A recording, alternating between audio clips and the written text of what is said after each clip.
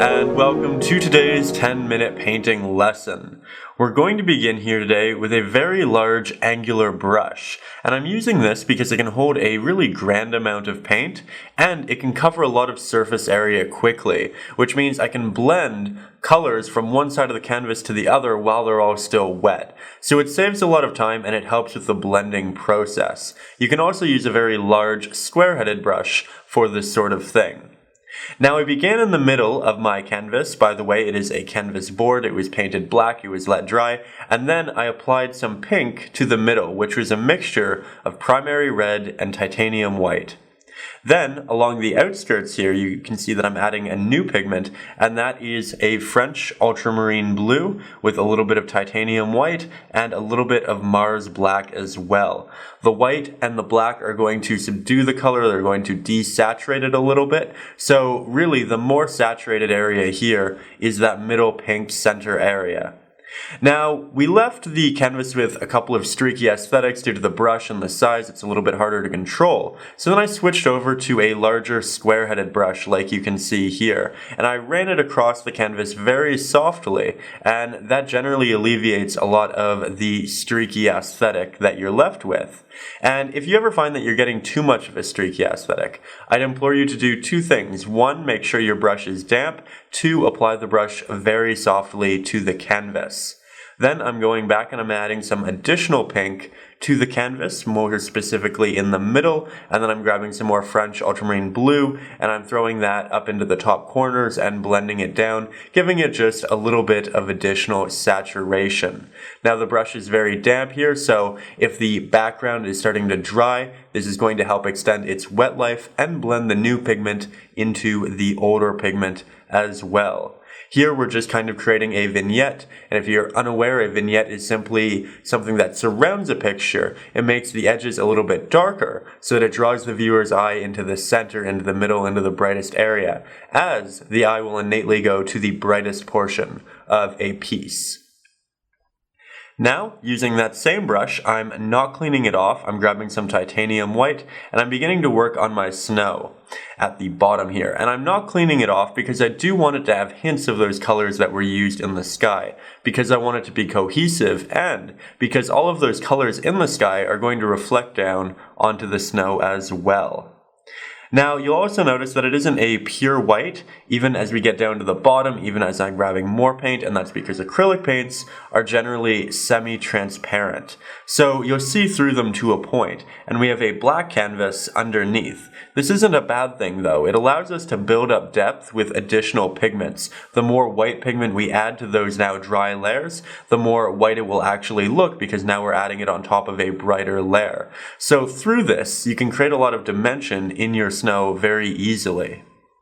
Here I'm going back and I'm adding a little bit of pink into the sky, and I wanted to do this just to show you that if you weren't entirely happy with the sky, if you go back to it with a fairly damp brush and some additional pigment, you should still be able to rework those colors a little bit. So don't ever worry or feel like you're running out of time. Then I'm switching over to the medium-sized square-headed brush and I'm beginning to do the middle of the tree. However, it's blending too much with the wet sky, so we're going to let that dry. And then we're going to come back, and as you can see, once dry, the pigment is applied so much more naturally. You get the innate coloring of it, and it isn't a blend between the new and the old pigments. So it's also worth noting that I'm using the square-headed brush for this application because it does innately have those sharper edges, which is fantastic for rendering sharper edges in the foreground. Generally, I like to use round-headed brushes for softer subjects, much like clouds or mist. Things akin to that, things that have a bit more of a gradient in the edge, something that needs to look a little bit more delicate. Now, from there, I'm switching over to my smaller square-headed brush, so we're really running the gambit here with the size of this type of brush, as there's just so much utility in it. And here I'm using a green. This is simply a mixture of a primary yellow, our French ultramarine blue, and a little bit of Mars black as well.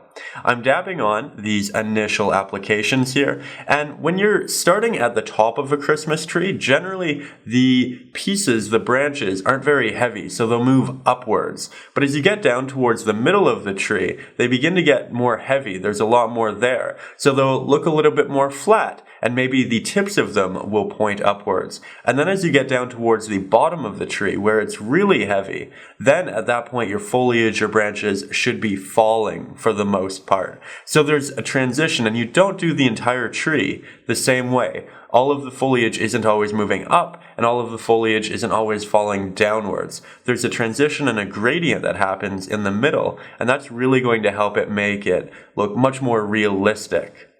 Now, as you can see here, we're getting a little bit of a grainy effect in some of our applications, and that's simply happening because we don't have enough water on our brush, and the paint isn't as smooth as it needs to be, so you get a little bit more of that tooth of the canvas. It's not a big deal because we can go back over it, but it's an important lesson and something to consider. Nonetheless, here you can see I'm going back, I'm fixing it up. Now that my brush has a little bit of additional water on it, it's a little bit more wet, we can get those sharper lines. And it's also worth noting, when you do that, you get sharper lines, you get less of that grainy effect, but it does thin your paint. So it's a little bit more transparent, and you might have to go back and do a couple of additional applications as well. Now I'm going to let that dry, and then I'm going to come back in and I'm going to try to apply some lighter green, some highlights to the tree, as you can see here. And the goal is to get that down towards the bottom of the branches and then have it dissipate as it moves upwards. And that's because the tops of these branches is going to be cast in shadow from the branches that are right above it. And the outskirts of them aren't going to have as much shadow, so they're going to be quite a bit brighter. Now, it's also worth noting that this green right here is a mixture of the primary yellow, the French ultramarine blue, and this time a little bit of titanium white instead of Mars black. And that's how we're getting it to be the much brighter version of itself. Now, the more Mars black or titanium white you add to something, generally it's going to desaturate it to a point, but it's just something you need to accept and work with. If you find it's a little bit too desaturated, you can let it dry and then go back over and glaze it with a bit of a brighter tone, something void of that white or the black, and you'll get something a little bit more natural. But just be aware that when you're adding white or black to a pigment, you are going to desaturate it a little bit, and that isn't necessarily a bad thing, because in life, things aren't hyper saturated, they aren't generally fluorescent, and we need to bring down that just a little bit. So don't worry about it, just be aware of it. Here you can see that I'm going back and I'm adding additional highlights here and there, just so that it doesn't look flat. I want different areas to pop, and it's one of those things where it's so cathartic because not everything needs to look the same. Then I'm going to let it dry yet again, because if we were to do this otherwise, we get a very messy painting. Now I'm using the smaller round-headed brush. I have a good amount of water on it. It is damp. I'm taking some pure titanium white. I'm applying it to the edges of each of these branches, and then I'm blending upwards. And I'm allowing it to dissipate into a gradient as we do that. Keeping it wet is really helping with this process, as you can see here. And the reasoning behind why we're doing this is because, much like the shadow, the top of the branches are being covered by not only the shadow of the trees, but other branches as well. So the snow, it won't be able to fall on them in the same way that it will be around the outskirts of the branches. So it's an important thing to keep in mind and be cognizant of when you're painting these right here. Now here I'm also moving back up to the top, and this time I'm applying the application of the snow to the tops, and then I'm blending downwards slightly. I'm also doing a lot of a tapping effect to up there in the more delicate areas. Also worth noting, we're using this brush because it does have a bit of a softer edge, and that's fantastic for rendering softer subjects like snow, where we do want a bit more of a gradient and a much more less defined edging.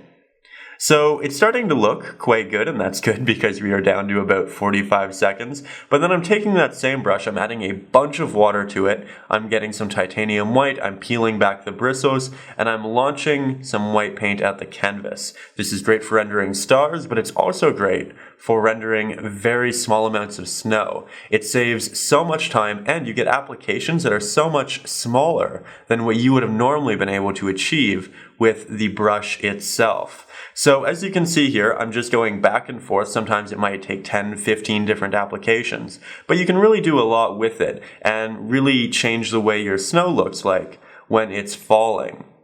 So really, that's essentially what our 10-minute version of the painting is going to look like. But I wanted to show you one more little technique, and that's just to take that round-headed brush and apply some larger pieces of snow as well. Just by dabbing them on, try to keep them changing a little bit different. They don't need to look neat, and if the edges can look a little bit feathered, that's fantastic.